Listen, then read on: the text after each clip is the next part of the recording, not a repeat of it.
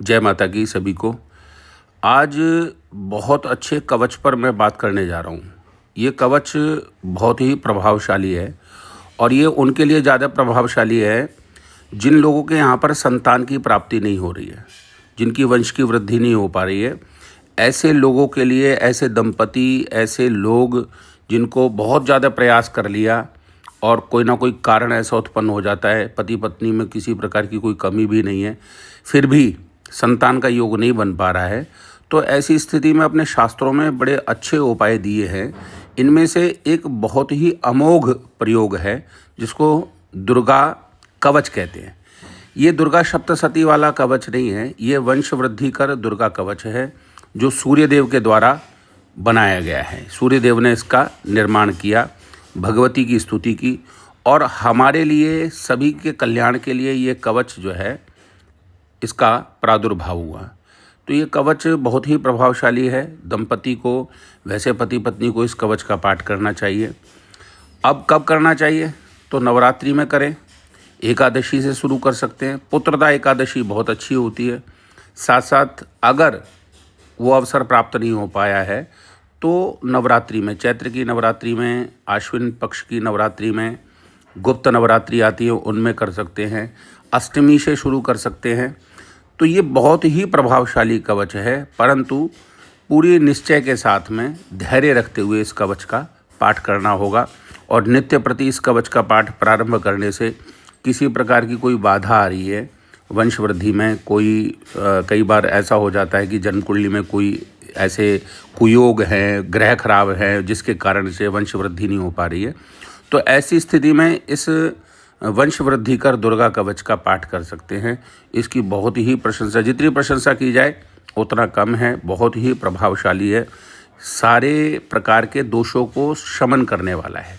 जैसे पितृदोष आदि, कोई भूत प्रेत आदि का दोष के कारण से, कई बार ऊपरी हवा के कारण से जो है वंश वृद्धि नहीं हो पाती है, तो ऐसी स्थिति में इस कवच का पाठ कर सकते हैं। बहुत ही प्रभावशाली है और ये कवच आप अपने मंदिर में बैठ के दिया जलाकर और लाल आसन पर बैठकर भगवती से हाथ जोड़कर प्रार्थना करते हुए, हे माँ मेरे वंश की वृद्धि करें, जो भी रुकावट आ रही है उस रुकावट को निवारण करें।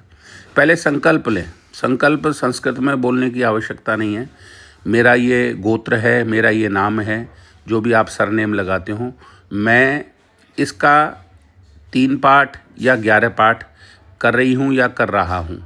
जो भी इसका पाठ कर रहा हो वो इसका ये संकल्प मन में लेके अपना नाम गोत्र बोलकर और भगवती से हाथ जोड़कर प्रार्थना करते हुए तो आप इस कवच को प्रारंभ कर सकते हैं। ये कवच इस प्रकार है।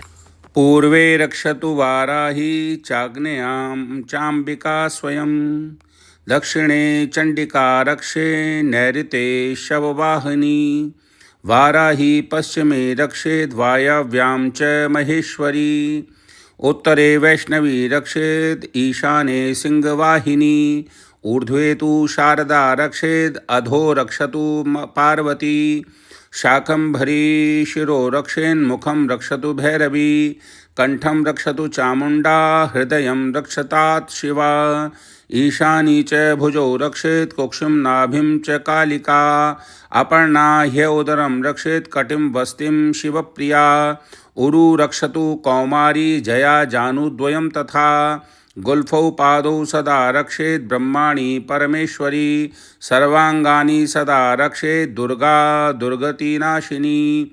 नमो दिव्यै महादिव्यै दुर्गायै सततं नमः।